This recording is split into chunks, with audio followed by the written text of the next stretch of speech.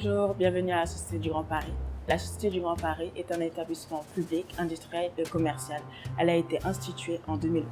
La Société du Grand Paris fonctionne en mode projet. Si vous voulez bien me suivre pour que je puisse vous faire visiter les locaux. Je vais vous faire découvrir notre espace de travail. Je vais le dire. Nous sommes actuellement à la Fabrique du métro, une annexe de la Société du Grand Paris. C'est un lieu d'expérimentation collaboratif et innovant qui permet d'accueillir des séminaires, des réunions, mais également de faire découvrir au grand public la construction de ce métro de demain grâce à des ateliers ou à des expositions. Ce lieu de travail a été spécialement imaginé et aménagé par les étudiants de l'école de design Strat. La Société du Grand Paris fait appel à des étudiants qui proposent des idées innovantes et des projets. Si ces projets sont sélectionnés par la Société du Grand Paris, elle les fera suivre par des coachs. Pour les actions que je voudrais mener là, avec l'étape, j'aurais besoin d'un outil. Qu'est-ce qui serait intéressant à votre avis? On pourrait, dans un fichier Excel, recenser toutes les écoles. Ça nous permettrait de faire quoi? On pourrait y intégrer le nom des différents directeurs, leurs coordonnées et aussi le nombre d'élèves dans chaque école. Oui, ça c'est une bonne idée. J'aimerais que vous me parliez maintenant du travail de veille que vous êtes en train de faire pour la préparation du prochain appel à projet. Est-ce que vous avez trouvé des choses qui permettent d'abonder le fichier? Oui, j'ai trouvé un site qui proposait des formations aux entreprises et associations afin de créer des supports pédagogiques innovants. Vous avez pensé aussi à d'autres entrées qu'on n'aurait pas imaginées? Je me suis demandé si on ne pouvait pas également intégrer à la base de données des illustrateurs, notamment ceux qui travaillaient auprès de jeunes publics. C'est toujours utile d'avoir les coordonnées d'un certain nombre d'entre eux. Je ne m'attendais pas à ce que le métier d'assistante manager se passe comme cela. Je pensais que c'était plus dans des bureaux, alors que là on travaille pour un chef de projet.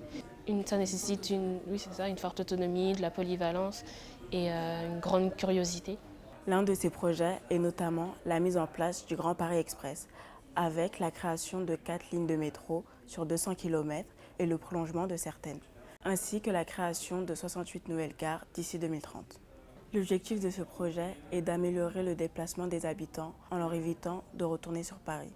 En réduisant le temps de trajet, on cherche à réduire les inégalités entre les territoires.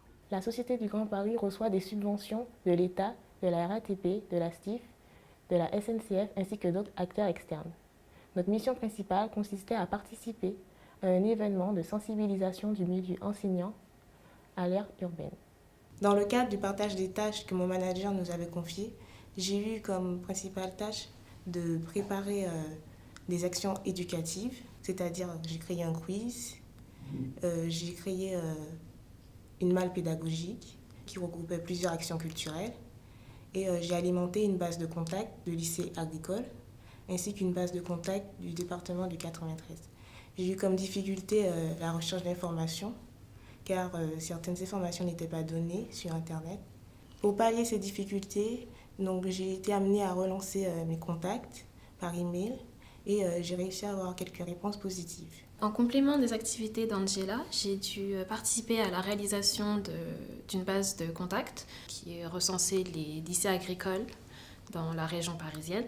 J'ai également créé une base de contacts qui permettra à mon manager d'identifier les jardins qui font de l'agriculture urbaine à Paris. J'ai aussi créé un support de communication qui permettra à des étudiants d'en savoir plus sur l'agriculture dans le monde et plus particulièrement sur l'agriculture urbaine. Pour ces différentes tâches, je n'ai pas rencontré de difficultés particulières, à part pour le support de communication, puisque nous ne savions pas qu'il s'agissait d'étudiants allophones. Donc j'ai dû réadapter le document pour qu'ils puissent le comprendre plus facilement. Pour ma part, en complément du travail de Déborah et d'Angela, j'ai eu pour charge de faire la liste de tous les éléments qui se trouvaient dans la serre, car c'était des élèves allophones et pour cela j'ai dû créer des pictogrammes. Cela leur a permis d'apprendre des nouveaux mots et de pouvoir retrouver les éléments. J'ai eu aussi pour charge l'accueil de ces élèves. Je n'ai eu aucune difficulté pour cette tâche. En tant qu'assistant manager, je ne pensais pas avoir certaines tâches ni activités. J'ai beaucoup aidé mon manager en lui apprenant des fonctionnalités d'Excel qu'il ne connaissait pas et en lui apportant mon aide, mon soutien. En tant qu'assistante manager d'un chef de projet, nous devons récupérer des informations auprès de toutes les équipes prenant part au projet du Grand Paris Express. Je pense que être dans un management de projet, ça exige la créativité. Personnellement, ça m'a permis de développer des compétences d'autonomie. Humainement, ce stage m'a appris à travailler en équipe. Ce que j'ai appris dans ce stage, c'est qu'il fallait avoir de la culture générale, faire preuve de créativité et d'esprit d'équipe aussi. Au cours de ce stage, nous avons développé des compétences telles que Organisationnel, Informationnel, esprit d'équipe, discrétion, autonomie écoute active. informatique. et rédactionnel. Nous soutenons l'équipe du BTS du lycée Jacques Fédère, tous ensemble